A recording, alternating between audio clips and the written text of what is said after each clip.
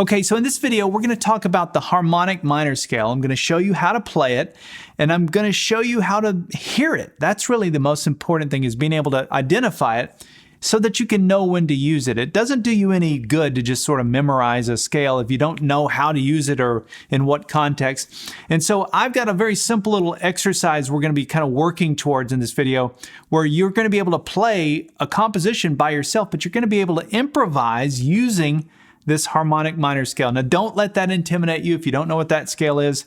It's really kind of one note. In fact, you could apply one note to your minor pentatonic scale to get kind of the gist of that sound.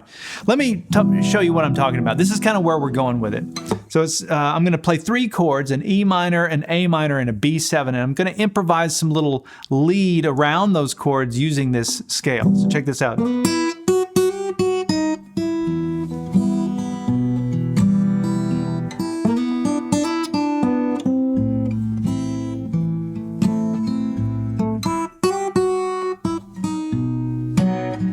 Major 5 chord. And then we'll do it an octave higher.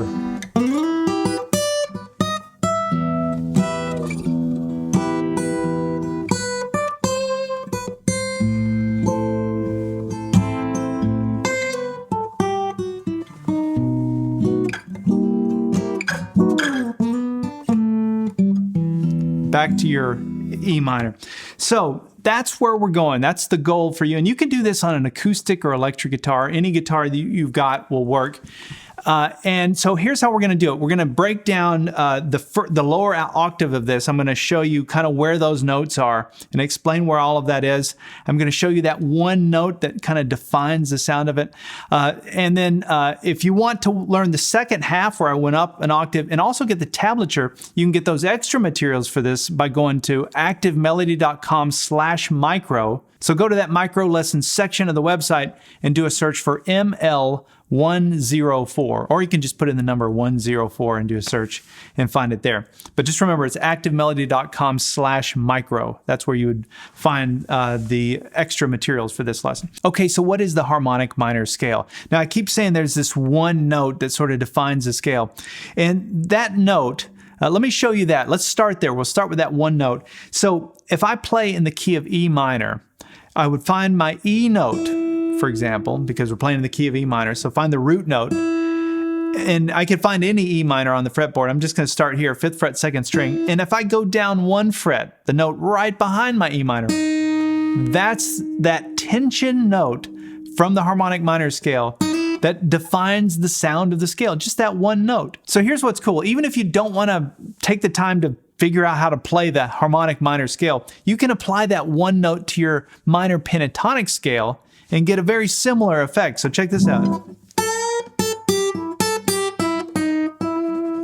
So that's just minor pentatonic scale, pattern 2, right? But I threw in that one note. Now that's a light bulb for somebody out there, where you realize, wow, that's a very powerful tension I can add to my minor pentatonic scale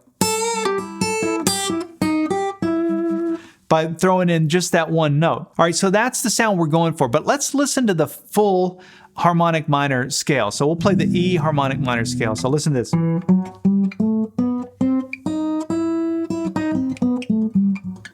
So that's what it sounds like going up and down the scale. It's actually the same notes as your natural minor scale. Well, the first 6 notes are 1, 2, 3, 4, 5, 6. Those are the same. But when you get to that 7th note, which would be the 7th note of your natural minor, which would be here, you raise the 7. That's all it is. So it's your natural minor scale, but you raise the 7 to get the harmonic minor scale. So as I said, you could just apply that one note to your minor pentatonic scale if you want. That makes it kind of easy. That's a very useful way to use it. I hear B.B. King doing that. If you listen to The Thrill Is Gone, which is actually a great example, because what does he do that in? I think that's in B minor. And so it's a minor 1 chord, minor 4 chord, and then a major 5 chord. Actually, he does a sharp major 5. But anyway, I'll hear him doing minor pentatonic and then throwing in that one note to his minor pentatonic scale, the note right behind the root, to get that sound, that tension. All right, so let's look at how to play the harmonic minor scale. We're going to look at it in one position here over the span of 4 frets just to keep it nice and concise. But I want you to connect it to this E minor shape. This is critical. So you can see this E minor shape here. I've got 2 fingers into the 2nd fret there on strings 5 and 4. Where I've got that note there, 2nd fret 4th string, I want to replace that with my index finger. And we're going to do the following. So starting on this 4th string, we're going to play frets 2, 4, 5. Use your index, ring, and pinky for that. And then we're going to do the same thing on the 3rd string. 2, 4, 5. Those are your 6 notes, your natural minor scale and your harmonic minor scale. Then when we come up to the 2nd string, we're going to play 4th fret, and we're going to use our ring finger for that. And then back to the 5th fret, 2nd string. So that is it. It's a very symmetrical pattern when you're playing it in this position. Now, let me show you 3 extra notes. We can come up to the 1st string and play frets 2, 3, and 5.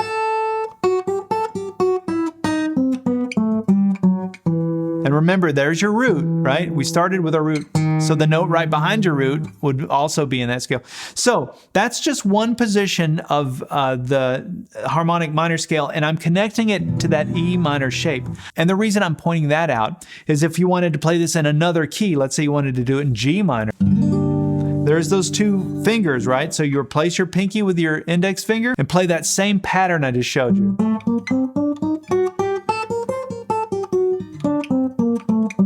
Right? So that would be my G harmonic minor scale. So what I want you to do now is start to improvise using that scale, that harmonic minor scale that I just showed you. And then the chords down here in 1st position. So the chords in 1st position are E minor, A minor for the 4 chord, minor 4 chord, minor 1 chord, minor 4 chord, and then a B7 for your dominant 5 chord. And what I was doing was basically I was touching on that one note, that raised 7, and resolving to the 1 chord. So I could do whatever I want. I just want to sort of throw in that right before I resolve to the 1 chord. So think of it that way. You could play minor pentatonic. You just want to try and resolve back to the root using that note from your harmonic minor scale. You do that for the minor 1 chord. For the minor 4 chord, you could play the minor 4 root, so it'd be an A note. You could land on that A note. But what I think sounds better is to land on the flat 3. So the flat 3 is a C note, right? So when you're playing an A minor, it's this note. And I think I played it, when I was given that example, I played it right here. I could land on the A note, obviously that would work too, but I could do whatever I want. I'm just gonna try and target that note. Now that note is in my harmonic minor scale for the key of the song. So I could do anything I want there. I'm just gonna try and target that C note. Right? And that makes it easy. I could stay in the key of the song. I could do E minor pentatonic scale licks through the whole thing, just trying to target that flat 3 or the C note there. Or I could target the A. So when we come to the 5 chord, what I did was I played the 3rd interval of the 5 chord, which is this note. So for a B, it's this note here, which happens to be that raised 7th. And that's why it works well if you're playing a minor key song with a major 5 chord, because that note is it's actually a defining note in the 5 chord, right? It's the 3. So I could target that note for the 5 chord. So I could go.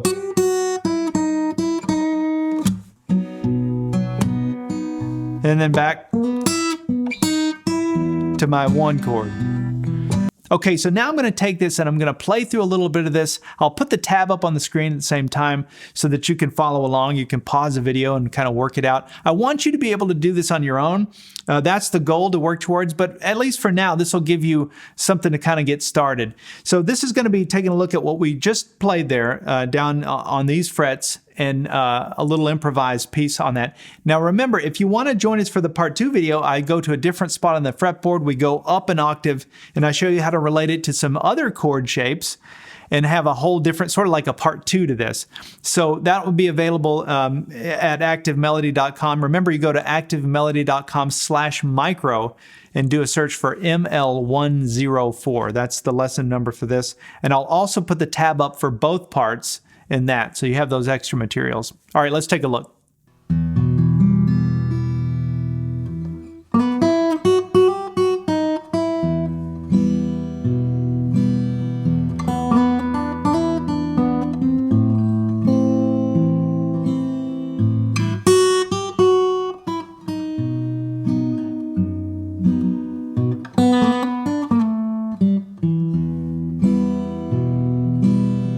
All right, well, I hope you've enjoyed this lesson. Please leave a comment and let me know if there's a light bulb that's happened for anybody, or you've just had any sort of breakthroughs. That's always super helpful to me, and it just sort of gives me a good thumbs up that I'm on the right track with these style of lessons. And if you have any questions or anything wasn't clear, I always appreciate that feedback as well. That helps me to kind of change what I'm doing and try and get it right. Plus, I'll try and respond to any of those comments. I do read through them all as well. All right, we'll see you in the part 2 video.